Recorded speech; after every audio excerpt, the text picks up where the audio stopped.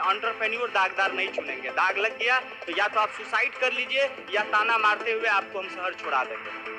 हम उसी दिन तय। मेरा नाम दिलखुश कुमार है और मैं सहरसा जिला का रहने वाला हूँ। सहरसा जिला से करीब 10 किलोमीटर दूर एक गांव है जिसका नाम बनगांव है। मैं वहीं से बिलोंग करता हूँ। मेरे बाबूजी बस ड्राइवर थे। हम लोग का बचपन का जो शिक्षा दीक्षा हुआ था वो सरकारी स्कूल में हुआ था और इस स्थिति में हुआ था जो एक ड्रेस को एक सप्ताह पहन के जाते थे। जब हम लोग मैट्रिक किए, हम दो भाई हैं, जब दोनों भाई मैट्रिक किए तो बाबूजी ड्राइवर थे, उनका सैलरी बहुत कम था, 3,3200 रुपये उस समय उनको सैलरी मिलता था। तो 2009 में इंटर का एग्जाम किसी तरह पास कर गए। मैट्रिक मेरा 3rd डिवीजन था तो कहीं सोचने का मन ही नहीं बन रहा था जो कहीं जॉब के लिए अप्लाई करें। फिर किसी तरह 2nd डिवीजन इंटर पास किए और उसके बाद हमारे शहर में एक जॉब मेला लगा। चूंकि घर का दयनीय स्थिति खराब था, लायबिलिटी बढ़ते जा रहा था और 2009 में ही हम शादी भी कर लिए थे तो मेरे ऊपर भी लोड आ गया था। तो जब जॉब मेला में हम लोग जॉब के लिए गए तो वहाँ कुछ कंपनियां थी जो पटना से आई हुई थी। वो छोटे शहरों से लड़के लोग को ले जाके किसी किसी संस्था में उसको जॉब दिया करता था। हम भी वहाँ अपना रिज्यूम जाके डाले थे तो पटना की एक कंपनी, एक स्कूल में एक चपरासी का पद खाली था। उस पद के लिए हम आवेदन किए थे और हमको इंटरव्यू के लिए पटना बुलाया गया। तो जब हम इंटरव्यू के लिए पटना आए, पहला बार मेरा पटना आना था, बहुत कठिनाई भी हुई आने में। जब पटना पहुंचे तो जो इंटरव्यू ले रहे थे उसमें 2 पुरुष और 1 महिला थी। हमसे चूंकि हम लोग का बिहारी स्टाइल है, कहीं जाते हैं तो बड़े को पैर छू के प्रणाम कर लेते हैं। तो और जो हम कपड़ा पहन के आए थे उस समय मेरे घर में प्रेस नहीं था, आयरन नहीं था, माँ एकदम झोला से निकाली थी और दे दी थी। तो उनको जैसे ही प्रणाम किए तो उनको लग गया जब लड़का जो है सो पूरा का पूरा देहाती है, ये क्या प्राइवेट स्कूल में जो है सो मेंटेन कर पाएगा अपना ड्रेस कोड। फिर भी फॉर्मेलिटी के लिए नाम पता पूछा, हम भी बता दिए। उसके बाद उनके पास एक आईफोन था और बोले इस लोगों को पहचानते हैं। तो अमूमन उस समय हम लोग नोकिया और सैमसंग, इसके अलावा कुछ भी नहीं जानते थे। और हम बोले नहीं सर इसको तो नहीं जानते। तो उस समय वो बोले ये एप्पल है, आईफोन है और इसे एप्पल कंपनी बनाती है, आप चल जाइए और हम आपको टेलीफोन पे बता देंगे। वापस आए, बाबूजी को गए और बोले जो जॉब तो नहीं मिला, क्योंकि ये उम्मीद हो गया था जॉब नहीं मिलेगा। पापा को बोले हमको भी आप गाड़ी चलाना सिखा दीजिए। एक पिता पे उस समय क्या बीतता होगा, कोई पिता नहीं चाहता अगर हम ड्राइवर हैं तो मेरा बेटा भी ड्राइवर बने। कोई किसान ये नहीं चाहता मैं किसान हूं तो मेरा बेटा भी किसान बने। तो हमारे बाबूजी को थोड़ा सा हम पे गुस्सा आया। हम बोले जो पापा एक बार ट्राई कीजिए, हम सीख लेंगे तो हो सकता है सरकारी नौकरी में भी बहुत सारे ड्राइवर का सीट वैकेंट होता है, उस पर हम ट्राई करेंगे। पापा सिखा दिए गाड़ी। वहां हम गांव में किसी एक आदमी का गाड़ी 3,000 के नौकरी पे स्टार्ट किए चलाना। 8 घंटे का ड्यूटी था। 3 महीना चलाया, मजा नहीं आया। वापस जो है सो सोचे कोई बोला जो दिल्ली चले जाओ, दिल्ली में अच्छा सैलरी है ड्राइवर का। दिल्ली गए तो वहां पता चला रूट का कोई इंफॉर्मेशन नहीं है तो आपको कोई गाड़ी चलाने के लिए देगा ही नहीं। अब क्या करें, वहां रूट का उस समय ना स्मार्टफोन भी नहीं था और गूगल मैप भी उस हिसाब से पॉपुलर नहीं था। तो हम क्या किए, हम गए और एक परिचित थे जो हमको ले गए थे, उनको बोले भैया कोई आइडिया बताइए जिससे दिल्ली का रास्ते के बारे में जानकारी ले। तो बोला एक काम करो, रिक्शा चला लोगे? हम बोले बिल्कुल चला लेंगे। तो ठीक है, वो रिक्शा रखा हुआ है, 20 रुपए पर डे का देता है। तुम रिक्शा ले लो और 100-150 रुपया कमा भी लोगे और घूम घूम के तुम रास्ता का भी अनुभव कर लोगे। रेडी हो गए हम। लगभग 13 दिन उस रिक्शा को हम पूरे दिल्ली के सड़क पे घुमाए हैं। और जब 14वां दिन तबीयत खराब हुआ, चूंकि सिंगल फेफड़ा का शरीर था, उतना ताकत था नहीं, तो बीमार पड़ गए। बाबूजी से फोन पे बात हुआ, बाबूजी रोने लगे और बोले बेटा आ जाओ तुम। हम आ गए, बोले हम कमा रहे हैं, किसी तरह गुजारा कर लेंगे। वापस हम आए, घर आ गए। फिर कोई एक आदमी बोले पटना में मेरे अप्रोच है और हम वहां पे तुमको जॉब लगा देंगे, ड्राइविंग का ही जॉब लगा देंगे। तो पटना आए, एक सिक्योरिटी का एजेंसी था उनका, उनके यहाँ मारुति 800 पे हम ड्राइविंग शुरू किए और 6 महीने उनके साथ काम किए। अच्छा खासा वो सैलरी भी देने लगे थे। 4,000 में ज्वाइन किए थे, 6,000 सैलरी देने लगे थे। फिर भी मन नहीं मान रहा था, नहीं यहाँ नहीं रुकेंगे। उसके बाद बचपन से हमको इलेक्ट्रिकल फील्ड में ज्यादा इंटरेस्ट था। तो उस समय वास्तु विहार अग्रणी होम्स पटना में अपना बिल्डिंग बना रही थी और खूब जहां देखते थे वहां उसी का प्रोजेक्ट पे काम हो रहा था। तो हम वो जॉब छोड़े उनके पास गए, जो कुछ बिजली वाला काम हमको भी दे दीजिए कॉन्ट्रैक्ट बेसिस पे, हम भी उसको करेंगे। हमको वहां काम मिल भी गया, एक कोई तिवारी जी थे और एक बार में ही वो मेरा बात मान गए और हमको काम दे दिए। 5 साल का जर्नी मेरा रहा वास्तु विहार के साथ। अंततः पूरा पटना जोन का टोटल प्रोजेक्ट का इलेक्ट्रिकल और फायर का मेरे पास वर्क था, कॉन्ट्रैक्ट था। और जब 2015 में ये बिहार में सरकार बदली हुई, तो उस समय फिर हम लोगों को लगा बिजनेस थोड़ा सा मंदा हो गया कंस्ट्रक्शन लाइन का, तो हम लोग का पेमेंट डिले होने लगा।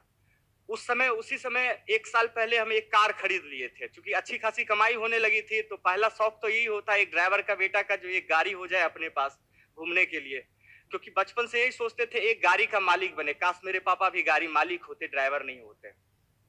पहला गाड़ी खरीदे, 2015 में उसको ड्रॉप कर दिए और प्लानिंग करते करते 16 में हम फिर अपने होम टाउन मूव कर दिए। वहां से हम आर्या गो का शुरुआत किए, क्योंकि एक नई कार लेके गए थे और जिस गांव में ये चीज शुरू किए थे कॉन्सेप्ट को हम, उस समय लोग इसका हंसी मजाक उड़ाता था। भाई 10 लाख का कार है, 200-250 रुपए में भेज रहा है, ये पागल हो गया है, सठिया गया। जिस समय हम स्टार्ट किए थे, हालांकि मेट्रो सिटी में तो पहले से कैब का कॉन्सेप्ट था, लेकिन ग्रामीण क्षेत्र में लोग कैब नहीं समझ पा रहे थे। बहुत सारे लोग कैब को कैफे भी बोलते थे। लोगों को यह समझाना पड़ता था जो कैब माने टैक्सी। तो हम लोग जो फर्स्ट चैलेंज हम लोग को जो आया ऑडियंस तक पहुंचने में, अपने उपभोक्ता तक पहुंचने में, तो हम लोग जो नाम रखे थे आर्या गो कैब। आर्या गो तो ठीक है, लेकिन कैब क्या है? लोग ऐसे सवाल करते थे। तब उनको समझाते थे, भैया आप जो भाड़ा पे गाड़ी लेते हैं ना, दिन भर के लिए अगर 2 घंटा के लिए भी लेते हैं तो 1000 रुपए चार्ज करता है, प्लस ईंधन चार्ज करता है। तो हम उसको क्या किया, आवरली कर दिए, पर मिनट कर दिया। आप 10 मिनट रखिए, 10 मिनट का ही चार्ज लगेगा। 10 किलोमीटर चलिए, 10 किलोमीटर का ही चार्ज लगेगा। मतलब जो आप ऑटो पे चल रहे हैं उसको आपको मूव कर रहे हैं हम लोग कार पे। तो लोगों को समझाने में थोड़ी परेशानी हुई। हमारा जो गांव है उस गांव में लगभग 43 आईएएस ऑफिसर है और 50 प्लस आईपीएस ऑफिसर है, और अभी वर्ल्ड बैंक के सीनियर डायरेक्टर भी हमारे ही गांव से है। तो हमारे गांव जो है वो 3 पंचायत का गांव है और वहां मतलब समझिए एक शिक्षित गांव है। फिर भी उस गांव में अगर कोई एक एंटरप्रेन्योर की बात कर रहा है और लोगों को समझ में नहीं आ रहा है, तो हम मानते हैं ऐसा शैक्षणिक योग्यता का कोई मतलब नहीं है। क्योंकि ये चीज जान रहे हैं, हमारा जो देश है, जो हमारा पॉलिटिशियन है, जो लीडर है, वो सिर्फ कॉन्सेप्ट डिजाइन कर सकता है। एग्जीक्यूट करने के लिए एंटरप्रेन्योर को ही एग्जीक्यूट करना होगा। बिहार अगर बदलेगा, बिहार का जो छवि है वो बदलेगा तभी जब यहाँ पे एंटरप्रेन्योरशिप को बढ़ावा मिलेगा और अलग अलग फील्ड में इंडस्ट्री खड़ी होगी। बहुत तरह का सुनने को मिलता था समाज से ताना। फिर भी हमको लगा जो लोगों का काम है कहना, ऑडियंस जो होती है हमेशा वो आपसे वही एक्सपेक्टेशन रखेगी जो उसको पसंद है। जो उसको पसंद नहीं है वो आपसे वैसा एक्सपेक्टेशन नहीं रख सकता। भी बिहार के बहुत सारे ऐसे गांव हैं जहां शाम में 5 बजे के बाद अगर आप सड़क पे खड़े हो जाएंगे तो शहर आने के लिए कोई आपको सवारी नहीं मिलेगा। आपको या तो कोई भाड़े की ऑटो करके आना पड़ेगा या कोई भाड़े का जो 4 व्हीलर होता है वो करके। हम लोग इसको क्या किया, इसको कैब बेसिस पे ला दिए, टैक्सी ला दिए, टैक्सी बना दिए, जो आप घर बैठे ही कॉल कीजिए या मोबाइल एप्लीकेशन पे बुक कीजिए, आपके डोर स्टेप तक पहुंचेगा। हमारा जो बिजनेस प्लान था इसको कंप्लीट तैयार करने में हमको लगभग 20-22 दिन लगा था और पहला बिजनेस प्लान इंडस्ट्री डिपार्टमेंट के पास गया था जो 46 पन्ना का था और टोटल हिंदी में था। उस समय के प्रधान सचिव थे डॉक्टर एस सिद्धार्थ। उन्होंने उनके पास जब मेरा बिजनेस प्लान गया तो डायरेक्ट वो अपना जो उनके असिस्टेंट थे उनको बोले जो इनके साथ अपॉइंटमेंट लो, इनको अपॉइंटमेंट दे दो, हम इनसे मिलेंगे। और पर्सनली वो हमसे मिले और हमको वो बोले जो पहला बिजनेस प्लान हम देख रहे हैं इस डिपार्टमेंट में, जो पूरा हिंदी में आया है, जिसमें कहीं क्रॉस क्वेश्चन करने का कोई विकल्प आप नहीं छोड़े हैं। जो चीज आप इस पेपर पे दर्शाए हैं वास्तव में अगर हो जाता है तो बिहार गवर्नमेंट को राजस्व के रूप में बहुत बड़ा अमाउंट आने वाला है। हम बोले सर मौका दीजिए, करके दिखाएंगे। फाइनली हमारा स्टार्टअप में सिलेक्शन हुआ और जो 32 स्टार्टअप का पूरा बिहार में सिलेक्शन हुआ था उसमें 32 में मेरा भी एक नाम आया था। इंडस्ट्री डिपार्टमेंट से कुछ फंड भी मिला और काम हम लोग चालू कर दिए। उस समय जब काम बहुत तेजी में होने लगा तो अब हमको टीम का जरूरत पड़ने लगा, तो हम बिहार से मूव किए दिल्ली और वहां गए और एक करोल बाग में एक कार्यक्रम कराया जो चलो चले अपना बिहार। तो वहां एमएनसी में जो लड़का लोग काम करता था, जिनके पास अच्छी खासी नॉलेज थी, एक्सपीरियंस था, उनको बोले जो आपको हम बिहार में प्लेटफॉर्म देंगे, आप अपने टैलेंट को यहाँ वेस्ट कर रहे हैं, आप आइए बिहार में उस टैलेंट को उपयोग करके वहां रोजगार सृजित करेंगे और गवर्नमेंट को भी उससे फायदा होगा, राजस्व मिलेगी। तो उसमें से 3 लोगों को हम तोड़ के लाए थे दिल्ली से। और बाद में पता चलता है बिहार में जब कोई काम करने के लिए आता है, यहाँ पे सर्वाइव इसलिए नहीं कर पाता है, लोग जल्दी ही सोचते हैं हमको उड़ जाना है। बहुत समय लगता है उड़ने के लिए। उनको लगा जो यहाँ आए और उनको अपॉर्चुनिटी दिए, बना-बनाया प्लेटफ़ॉर्म दिए, फिर अपना जो उसका एक आदमी के अंदर में 2 तरह के ऊर्जा होता है, एक नेगेटिव और एक पॉजिटिव। तो आदमी अब किसको निकालता है वो आदमी पे डिपेंड करता है। तो उन लोगों के अंदर से नेगेटिव ऊर्जा निकलने लगा, उनको लगा जो मेरे पास डिग्री है, एक्सपीरियंस है, इसको अगर डिस्ट्रॉय कर देंगे तो ये कंपनी हम टेक ओवर कर लेंगे। वही किया, जो एक बहुत बड़ा जाल बनाया गया। हम लोग सारे लोग जो हैं सो एक मुकदमा में इन्वॉल्व हो गए। उसके बाद उस कंपनी को टेक ओवर कर लिया और 8 महीना उस कंपनी को चलाया। जब हम लोग इस मुकदमा से बाहर निकले और फिर इस कंपनी को अपने कमांड में लिए, तो जिस समय हमारी कंपनी गिरी थी, तो हमारी कंपनी के पास लगभग उस समय 40 टैक्सियां रन कर रही थी और एक शहर में ही रन कर रही थी। तो जिस समय हम लोग गिरे, उसके बाद दोबारा उठने का हिम्मत नहीं था, क्योंकि ना मेरे पास कैपिटल था, ना कनेक्टिविटी था। और हमारे सोसाइटी में क्या है ना, किसी पे अगर कोई आरोप भी लग जाता है ना, तो उसे धिक्कारता है, लोग एक्सेप्ट नहीं करता है। हमारे यहाँ लोग लीडर जो है सो वो दागदार चुनेंगे, लेकिन एंटरप्रेन्योर दागदार नहीं चुनेंगे। दाग लग गया तो या तो आप सुसाइड कर लीजिए या ताना मारते हुए आपको हम शहर छुड़ा देंगे। हम उसी दिन तय किए जो नींद और निंदा ये दोनों चीज का त्याग करना है।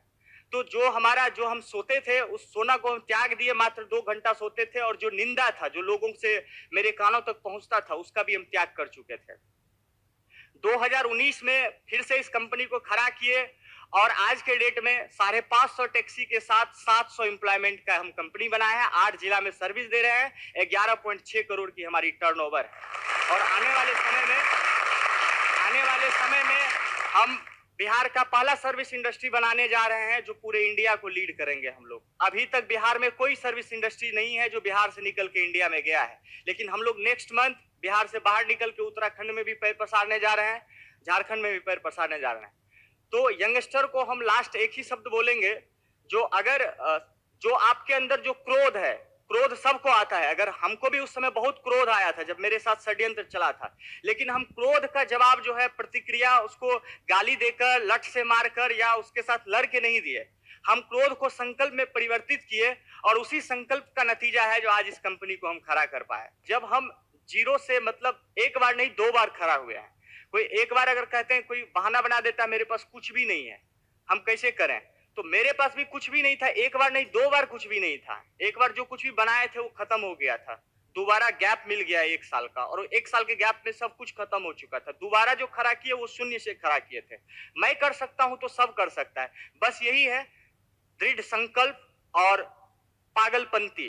पागल आपको बनना होगा, क्योंकि इतिहास गवाह है, जो भी आदमी कुछ चेंजेस लाया है वो पागल ही कहलाया है, और पागल ही चेंजेस लाता है।